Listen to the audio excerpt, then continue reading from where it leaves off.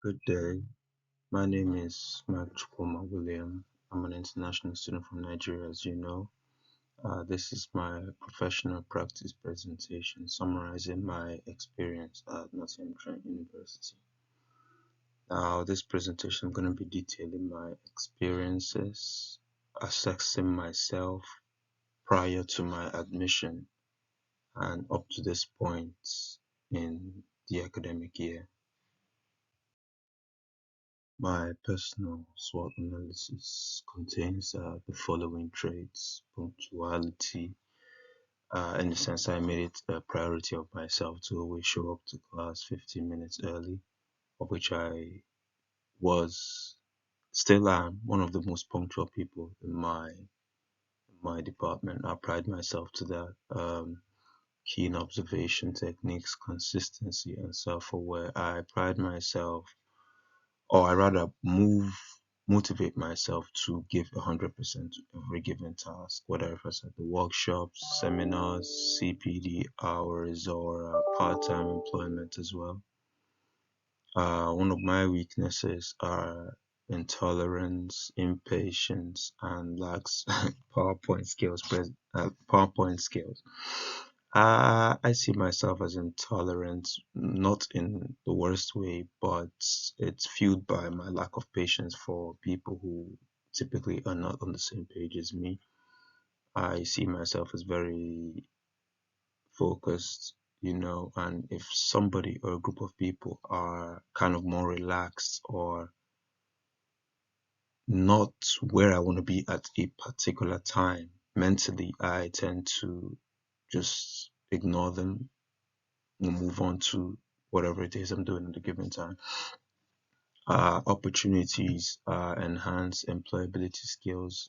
Someone from a third world country, I made it a goal of myself to harness every university resources available to get ahead in the job market. Mm, I want to work in the UK. I want to have a UK reference on my CV, and I see the coming into the university and the university resources as an opportunity for me to take advantage of and enhance these skills. Some of them also include Harvard referencing, which prior to coming here, I have never done in my life. So, from the first module, Principles of Marketing, back in September, and Academic English, I pushed myself to learn how to do these things, and before the very first assessment, and I can say with all confidence that I never got a negative comment regarding any of my references. Now, the threats, my personal threats anyway, I don't know for other people, well, this is personal. So it's my tier 4 visa limitations. Some of the part-time work I applied for marketing related, which I got good callbacks for the interviews, and some I advanced 2 stages in the interview, but when my nationality came into question and my visa comes into question, everybody assumes you're going to be looking for a company to help you apply for a next visa. So that kind of bummed me out to find out at the end of the day. And on to the next. This is my personal competency matrix, which, as you can see, is very, very subjective, including titles such as teamwork, problem solving, financial literacy, and creating a professional network. These were the standards I set for myself to achieve throughout my course at uni because, as I said before, my intolerance and my impatience makes me, I'm not a team player when it comes to work, except for anything recreational, sports and the likes of them. But when it comes to academic excellence, I am not academic. I mean, academic input, academic work. I hated group assignments. I'm not going to lie. Earlier on, so I put this as my measuring stick to make sure I achieve this set objective for myself at the end, at this point of my academic session. And towards the presentation, we're going to see another set of slides showing the outcomes of these these yardsticks I set up to measure myself with. This is my action plan showing how I put how I put perspectives into actions to help me realize these goals. You see, strategic thinking, data analysis, employability skills, and I also try to develop empathy as kind of a customer service skill to be able to see things from other people's perspective, walk a mile in other people's shoes, if you would assume, and set these CPD activities to help me develop personally and professionally to meet these skills. And on the far right is the outcomes for each and every one of them. So for strategic thinking, like I said, I realized the later on towards the midway through the academic year, I realized the importance of having a competent team, people who are on the same page as me, like I said earlier on. And as for employability skills, a couple of CV review sessions and mingling, if you will call it that, at the NTU job fair to speak to a couple of marketeers in the field uh, to gain a little bit of insights as to how the UK marketing sector operates. And they were positive experiences. And for empathy, I tried to work in social care. I took empathy classes. I took first aid training, mental health resilience, and for dementia and the likes of them.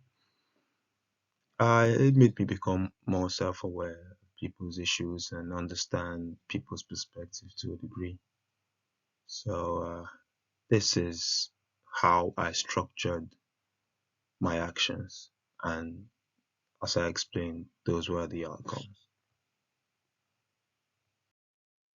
On this slide, these are the evidence of some of my CPD activities, including the job fair on the top left-hand corner, the ACT certificates on the top right for keen observation and awareness skills, the mental health resilience certificates, and adult supervisor certificate for customer service, emotional control, and extended professionalism.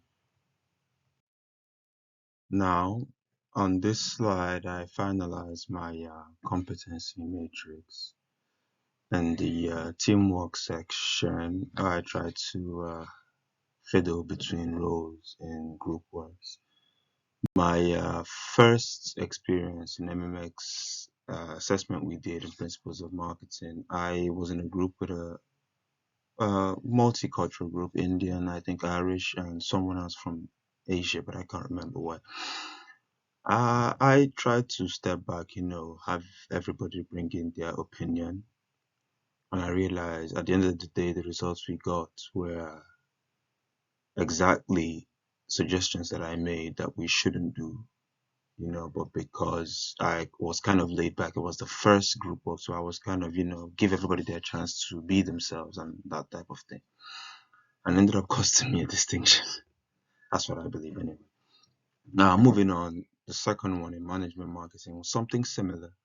And because in this one we got the two sets of results for the group work and the individual assessment, I my fears were correct because the same recommendations I made in the group work wasn't followed, it was ignored, but I made those changes in my individual work. And it's safe to say I got a high commendation, and the group work was, I think, a high pass or something of the sort. I don't even want to think about that. Moving on to the financial literacy, where I was gonna research on stock options and crypto. I did well enough in that aspect, if you ask me. I now own three Ethereum coins, two Litecoins, and a couple of Bitcoins. So and I bought a couple of stocks from of Apple, Google. I'm still researching Amazon, by the way. So, as for problem solving, to the best of my capabilities, I think I've stepped forward in that light as regards to work and school. Because I walk doors right now, and I will tell you, there's a lot of problems with the drunk customers, racial slurs, and the likes of them. But I tend to handle myself really well.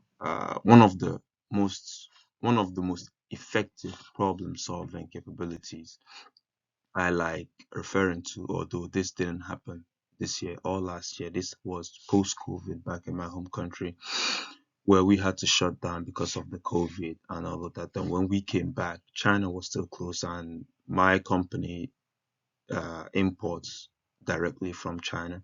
So I came up with this idea where we had to repackage all the old merchandise in new boxes, and like a child, that worked. That's my apex problem solving moment. So I will never stop giving examples with that. As for professional networking, I that's a complete failure. I don't know if because I've worked more or tried to socialize less, but when I tried, I never found people on the same page as me. Most people I met just wanna, they're more laid back.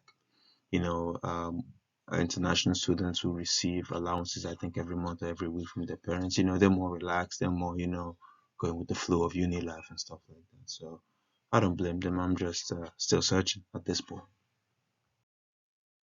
These are the reflections on the competency matrix. My professional networking in marketing didn't go as planned. I'm only in contact with one person in advertising, although I would count it as a progress, but I assume by now I would have had met or I would be in touch with more people. But I think one is better than none. My online presence is still lagging behind. That's to LinkedIn and the likes of my. I won't lie, I haven't put that much effort into it.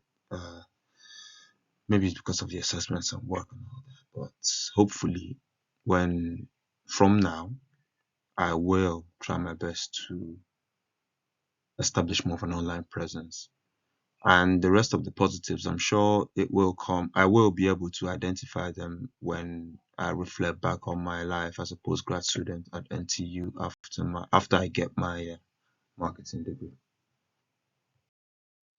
Now for the research questions we were asked. Question one is, what research have you done to help you understand more about the UNSDGs and why they matter? The research I've done was spearheaded by the core project we did in one of the modules, creativity in product development, where we banded an online community with ESCA students from France, I think, and a couple of French tutors as well. So ideally, the goal was to create a sustainable new product development and align them with the UNSDGs.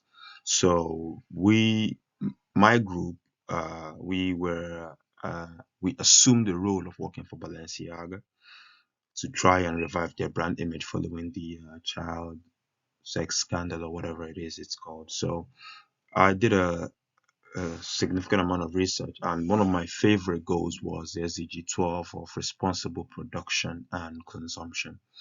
And I was able to integrate this with our new product development of 3D printing of luxury items for premium brands. We supported this with an influencer in the person of Leonardo DiCaprio, a well-known environmentalist. And this particular goal, the 12th SDG, is something I personally feel connected with, because when you hear sustainability, people always think it's about the consumer. And most times people forget that the consumers have access to whatever is in the market. If these things that are not sustainable are not in circulation, people wouldn't consume them. So we have to start at the top. And that's why I think this particular SDG goal is one of the most important to me. And safe to say, I got a distinction in that part. So, yeah. So, in contrast to the second question, it's all about raising awareness. A lot of people have access to lots of information, but it's not about quantity, it's more about quality. Uh, People have to be made aware of certain situations. These products are coming from this type of countries who practice this type of manufacturing processes, who don't pay their staff like Boohoo and the likes of them. If people are made aware to a certain point where it becomes critical for basis of or yeah, it becomes critical as a measuring stick for these premium brands. People would be more inclined to tilt towards the sustainability angle. Secondly, I believe charity begins at home. Before you advise people or give information as to certain things that are as sensitive as sustainability, I believe the person, who in this case is me, consumes sustainably. Uh, Prior to coming here, I've never purchased secondhand clothes or even donated to charity to that extent. But being here, I've seen a couple of uh, homeless people. I've bought a jacket for one. I remember when I got lost in the city early mid-September, my phone died. I was on Google Maps. My phone died. I was on my way back from Mansfield. I kind of lost my bearing. I asked the homeless guy for directions and he helped me out. So that was and it, that was a kind of turning point for me. I started looking at them differently. So I would say I give back more than I used to now, and I purchase more secondhand clothes just so it's my way of giving something back to charity so that they can help, whether it's a British Heart Foundation, or my favorite now, Oxfam, because I did a research on them for strategic global marketing. So that's it for the question two. I feel this question was designed particularly for me. I just named three characteristics of myself because I see myself as a successful manager. I have been a business manager for a couple of years prior to moving to this country. And these are the three characteristics I believe will even marketing managers have. And I believe further developing or further leveling up in these aspects will propel me towards my career path, which are conscientious, ambitious, and competent. Because it's more about giving 100% every time. Despite the negatives or the positives, you have to give 100%. You have to believe your capabilities, and you always have to want more for yourselves. This is what I believe is management level characteristics, and I know that I have these characteristics, although I'm not quite where I want to be with them, but time will tell. Responsible management refers to the practice of managing a business in a way that takes into account the social, economic, and environmental impact of its operation. It involves making decisions that prioritize the well-being of stakeholders, which are employees, customers, the community, and the environment, as well as the long-term sustainability for the business itself. It matters for several reasons. Firstly, it can help a business build a positive reputation and brand image by demonstrating a commitment to social responsibility and sustainability. This can attract customers, investors, and stakeholders who value ethical and responsible practices. Secondly, responsible management can help with risk assessment because responsible management borders on proactively addressing risks, and through these risks, businesses can reduce likelihood of negative impacts on their reputation, legal liabilities and penalties, and improve financial performance. Thirdly, responsible management can cut costs and operational efficiencies by reducing wastes, improving resource use, and increasing employee productivity and engagement. It can also drive innovation if applied correctly for new product services and business models that address social and environmental challenges. Finally, responsible management is becoming a legal and regulatory requirement, as to where companies dispose their waste, how they dispose their waste, and what happens when the waste is disposed. The law is cracking down on businesses and organizations to improve on their corporate social responsibility, and I believe these factors are positive for a good society, good environment, and ultimately good business. One of the key things I learned from working in a culturally diverse teams is that fundamentally people are people. Every race, every culture, every group, every organization, they have the good, the bad, and the ugly. It doesn't matter the color of their skin or the color of their blood or the way their accent sounds. People are people. Some are nice, some are good, some try to walk the path, and some just don't want anything to do with it. You just have to identify which is which and play your role accordingly.